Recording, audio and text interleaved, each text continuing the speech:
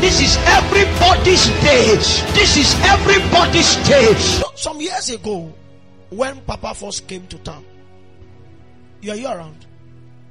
On the second night, he was preaching, and all of a sudden, he stepped into prophetic mode and began to curse the gods of the land. Began to curse the altars of the land. Then he began to rain. I'm not saying it's the one that brought the rain, but it began to rain. And there was a lot of lightning and thunder. I got home late. I climbed on my bed. I was still staying with my guardian that time. I know the last time I saw my wristwatch before climbing in bed was 2 o'clock. The next time I saw it was 2:10. But I slept between 2 o'clock and 2:10. If you want to call that sleep. My bed, if you enter our room, there are 2 beds. Myself and my friend, Samson. My bed is the first one. When you come in like that, you get to my bed. But this particular day, Samson was sleeping on my bed. So I slept on his own. I slept facing up. So the wall was to my right. I was not comfortable, so immediately I turned. I found myself on a field. It was a sandy field, like all of these school fields where they have overplayed ball there. The sound is loose, no grass. I saw that at the end of the field, there was a small hut. And there was a man sitting there in yoga position, legs crossed. And 3 or 4 men, I can't remember well now, carried that smallest size of Ghana Moscow, like the ones politicians used to use. It was all filled with money. And they gave to the man. These were their utterances in Yoruba. I interpret in English. This boy is the one that has brought trouble to our town. Same night. Kill him for us. So the man collected the bag, put it on the ground, and the first thing he did was that he floated. When he went up, he now was in kneeling position in mid-air. He now did his hand like a horn. And they began to bring forth incantations in Yoruba. And I was watching. And now since the Holy Spirit steered me to say, if you keep quiet, you'll be a dead man. When I went to sleep, there was power supply. You'll be a dead man. So I began to respond. I knew it was in tongues. I can't articulate what I was saying. But I saw that man, after a while, he fell on the side. He was kneeling down, then fell on the side. Was still in mid-air. Then he dropped to the ground and died. By the time I opened my eyes all of a sudden, I saw that power supply was out.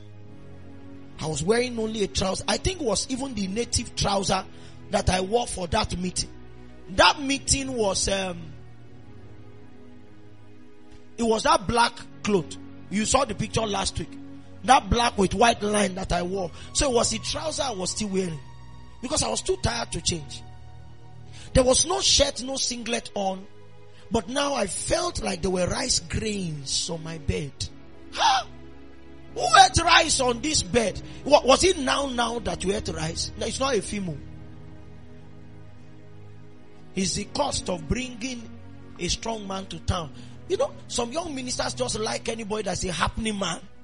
When the person comes to scatter your town, the one who brings the man is the one who faces the warfare. Are you with me? And so your next meeting is Baba the boy you should invite. So that when Baba tears everything open, if you don't have the authority to manage what is in the cup, may your days be long. If you have not grown, don't invite Baba. Baba's stature is tall. You will tackle things that you don't know the name of those things. So, Talo the rice, because the rice was plenty. I could feel it on my hands. I could feel it on my body. So I took one rice grain. My first observation was that, and there was no light. This rice grain is long. You know, there's one rice they call long grain. Longer than the long grain is the basmati. That one is long. I now pressed it. The thing pressed. And one strange fluid came out of what I pressed. I smelt it. It smelled like decaying matter. What is this? So I reached to the other bed where my phone was. We used to charge our phone beside Samson's bed. and I switched on the backlight. When I brought the light to the bed, I saw that what was on my bed was not rice grains. They were all living maggots. Plum, plum, plum, plum, plum on the bed. It now came to my heart that what will have happened is that when Samson woke up in the morning, he will not only meet me dead, he will meet me already decaying. Because the enemy had adjusted the matrix of my bed. Now I was in the region of the dead, and such things as maggots that make decomposition very fast were already in place, alive.